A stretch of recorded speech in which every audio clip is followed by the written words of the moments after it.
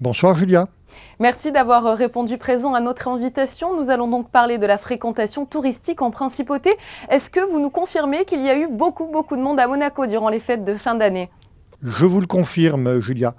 Et justement, est-ce que vous avez quelques chiffres à nous communiquer sur cette fréquentation, que ce soit dans les hôtels ou dans les restaurants du pays?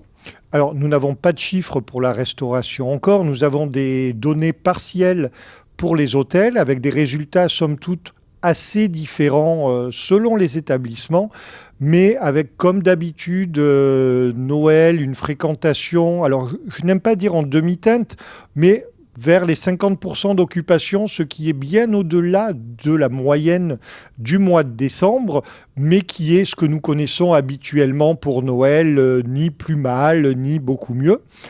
Et la semaine allant, à partir du 29 et bien évidemment beaucoup plus du 30 et du 31, nous dépassons les 90% d'occupation dans l'essentiel des établissements hôteliers de la Principauté.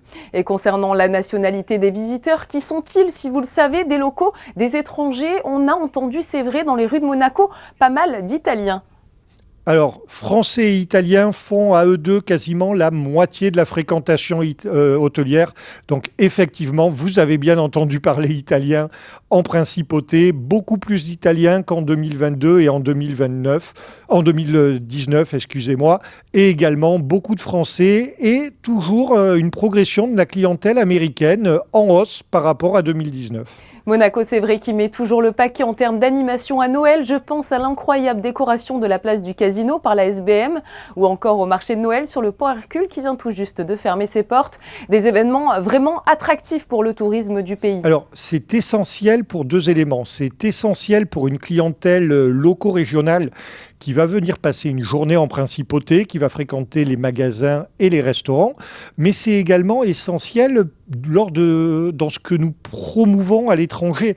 Monaco doit montrer qu'elle vit pendant les fêtes. Monaco n'est pas une destination traditionnelle de fêtes. Monaco n'a pas la renommée des marchés de Noël, qu'ils soient allemands ou du nord de l'Europe. Monaco n'est pas une destination balnéaire pour ceux qui essaient d'échapper au frimas de l'hiver et d'aller à Maurice ou aux Seychelles.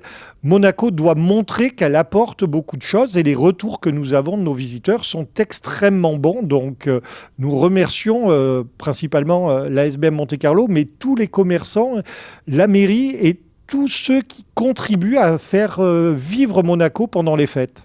On l'avait déjà abordé, c'est vrai, la saison estivale a fait le plein de touristes en Principauté.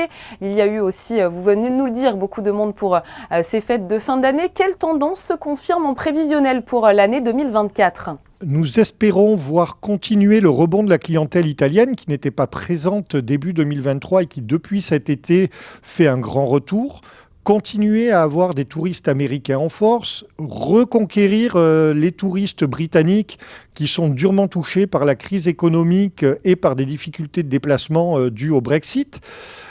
Et bien évidemment, un grand retour encore plus important qu'auparavant du tourisme d'affaires, parce qu'il faut bien être conscient que le tourisme d'affaires réserve souvent assez longtemps en avance. Et donc, 2023 pâtissait encore du retard de commercialisation dû au Covid. 2024 devrait, nous l'espérons, retrouver les niveaux d'avant-crise pour le tourisme d'affaires. Donc, nous sommes extrêmement confiants pour 2024. Vous avez parlé à l'instant du tourisme d'affaires. Que va mettre peut-être en place Monaco pour attirer encore et toujours plus de monde ? Plus de monde, ça n'est pas l'objectif. Ce n'est pas plus, ce n'est pas le toujours plus. J'avais dit lors d'une interview il y a quelques mois, nous n'allons pas concurrencer Dubaï sur le toujours plus. Nous essayons de faire toujours mieux et d'offrir toujours plus de nouveautés. Donc, c'est non seulement de conquérir des nouvelles clientèles, de reconquérir l'Asie qui a été durement touchée par le Covid. Et nous avons vu à l'Office du tourisme une hausse de la fréquentation des visiteurs chinois qui ne se traduit pas encore totalement dans les hôtels. Donc bien évidemment, l'Asie sera importante, ainsi que le Moyen-Orient. Mais ce n'est pas ce que nous mettons en place parce qu'aujourd'hui, les gens nous disent « Ah, mais Monaco, c'est ça ?» Ben oui, ce que nous mettons en place, c'est faire savoir tout ce qui se fait à Monaco. Parce que bien que nous ayons l'impression d'en parler à longueur de journée, en fait, Dans notre microcosme monégasque, nous sommes au courant, mais notre voix ne porte pas assez loin. Donc, il convient, et merci de nous y aider, à porter la parole du tourisme monégasque et à montrer l'excellence de ce qui se fait en principauté le plus souvent possible à l'étranger.